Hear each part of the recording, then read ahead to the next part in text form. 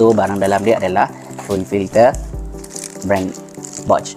Okay, so yang ni korang kena tukar. Kalau tak pernah tukar langsung, consider lah untuk tukar supaya korang punya minyak ataupun petrol yang lalu tu bersih, dalam keadaan yang bersih.